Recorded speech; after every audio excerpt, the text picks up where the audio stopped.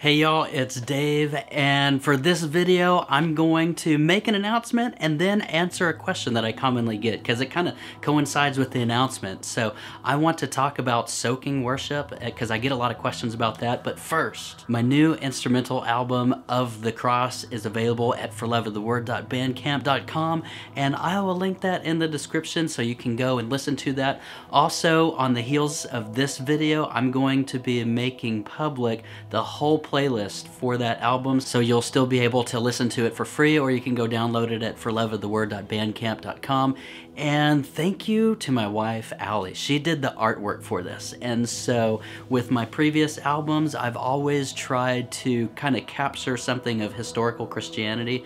And so I started out with Fair Sunshine. The names of the tracks were named after the Scottish Covenanters who were martyred, and then that's where the names came from, is the book, Fair Sunshine. Then I did Moravian Spirit to focus on the Moravian prayer movement and the revival and the missions movement that came out of that. Titles for the track names kind of follow the story, and for this one, it's Of the Cross, and I wanted to give a nod to Christian mystics, whether they're Protestant, Catholic, and so there's some that I pulled from for inspiration for the titles of the tracks, like Madame Guyon, St. John of the Cross. A.W. Tozer is an example of a Protestant mystic, and I even threw one of the names of the tracks in there, and if you know what it is, comment below if you can figure it out, but kind of a nod to a more modern mystic movement that I think is responsible. Everyone has their own themes, and a common theme of all the mystics throughout history has been get on your cross daily and die. Jesus' call to us, right? You cannot be my disciple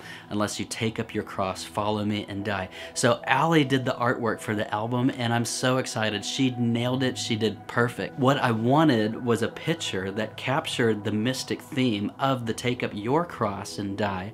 I also wanted to have an image that I specifically told her, like, I want an image of someone on the cross, but I don't want to be able to tell if it's Jesus or if it's someone else.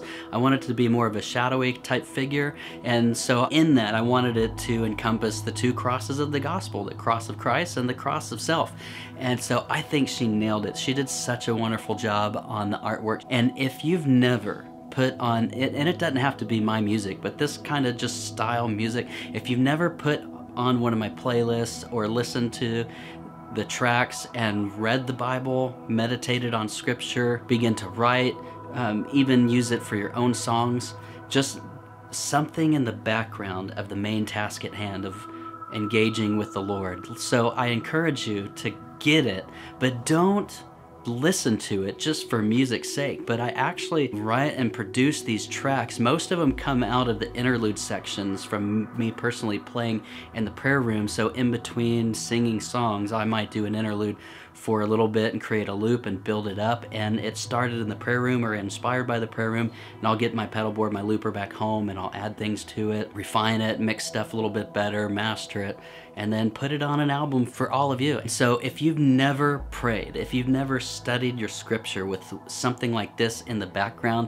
again, I write all these on purpose to be slow moving, as least distracting as possible, while still kind of keeping your interest engaged, at the same time not distracting enough that it's going to pull you from the main task at hand, but just be a nice underneath layer of the main thing: Bible study, prayer, contemplation, cleaning the house, doing the dishes, setting your gaze and affections on the Lord. And so that's really the heart and soul behind why the music is the way it is, why the tracks are longer, why they're a little bit more repetitive. And so if you hadn't tried it, try it and see what you think. The testimony of many is that it actually does pull them in deeper, and it helps equip them to stay there longer in the secret place with the Lord. This album is over an hour long, so I hope you guys enjoy it. Again, that link will be in the description. And usually when I post my instrumental videos, you'll notice the word soaking in there. Some of you are familiar with it. Some of you are like,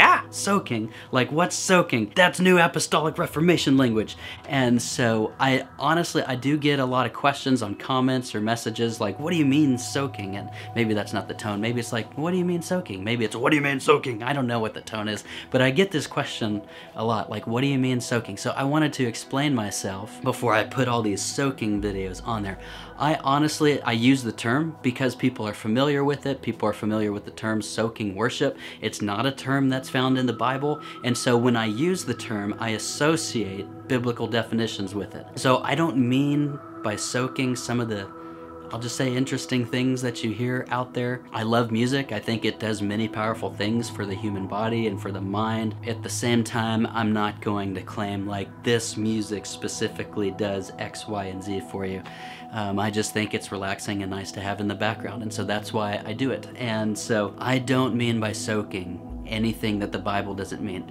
And so I actually have my Skylar Thin Line Black Brown here with me, but in front of the Psalms they kind of define some of the terms, and so I just want to read the terms to kind of set you up with this is all I mean by soaking. They didn't call it that, but they called it by these terms, and it was a part of the music and the liturgy of the Tabernacle of David, and even the temple after it was built. In Kings, depending on the king, when they would open up the temple and put the Levites back in their place, there are guys like Hezekiah that put the actual singers, the singing Levites and the instrumentalists back in their place. Actually, interesting fact, remember when Hezekiah was healed, the Lord showed him mercy, Hezekiah sang a song, and one of the verses of that song, you can find it in the middle of Isaiah. Hezekiah singing to the Lord, he says, "You've saved me so that we'll play my songs on stringed instruments in the house of the Lord all the days of our lives." So he knew he had been saved for a purpose, and that purpose for him was to sing even his songs and make them a part of the liturgy of the Tabernacle of David. And so within that liturgy, they had different contexts for when they were singing, what types of songs that they would sing, and even the musical interlude stuff. And so this word might be something that we're all familiar with. It's Selah.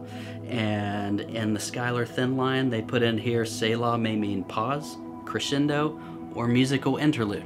So by soaking, I mean a musical interlude is really all I'm talking about. But again, I think those musical interludes kind of help us focus again on the main task at hand. There's also another one called Maskil, which talks about playing a skillful psalm or a contemplative psalm. So creating the tones for the words to kind of even dial down and be able to have an atmosphere where it's easy for the mind to contemplate and to focus on the Lord. And I think this was a key part of the Tabernacle of David, because you read the dedication of the tent in 1 Chronicles 16, and King David's like, "Seek the Lord continually, begin to proclaim his beauty and his glory amongst ourselves, amongst the nations." And so to do that in the context that they set, day and night, unceasing, seek the Lord continually, there has to be times where you dial back always singing, and it's time to listen. And so the music created the context for the listening. Also, what was a part of the music, if you read 1 Chronicles chapter 25, verse 1, King David is giving instructions to all the people for the future temple, and he's talking to the musicians in this verse, 1 Chronicles 25:1. And he's not talking to the people that use their voices, he's talking to the instrumentalists. And he says to the instrumentalists, "Prophesy on your instruments." That's an interesting way to put that to me. And so the music was an integral part of the Tabernacle of David and this order of worship that I believe the Lord prophesied through Amos, confirmed through James again.